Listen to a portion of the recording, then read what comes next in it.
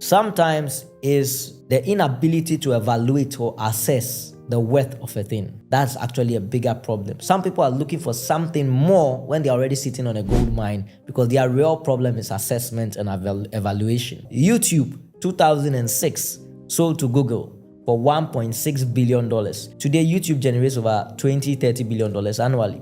And so it comes back to negotiation. But before you can negotiate, you need to understand what you're holding. And that's why self-awareness is very important. Self-awareness, self-identity, all these things will help you know what you have in your hands. I've heard people talk about this concept of knowing yourself. When it comes down to it, what does that mean?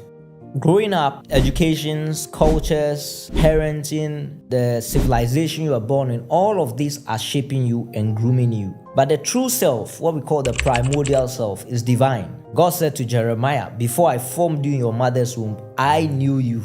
So he knows you and I ordained you. So without some level of deep spiritual work, you might never get to know yourself. But when you have your self-awareness, you command your divine authority. And with that self-awareness, you become a major negotiator. What are the 4 things that negotiation does? Number 1, it maximizes your value. Because when you're a good negotiator, you don't leave opportunities and money on the table. You take it. Number 2, negotiation helps you build power and confidence. When you're a good negotiator and you negotiate for what you want in life, people respect you because they know you know your rights. Number 3 in negotiation will be it protects you. You protect yourself from being undervalued. If you are not a negotiator, people will exploit you.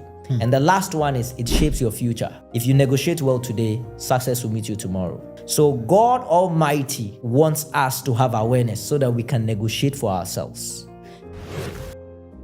Connected Minds Podcast.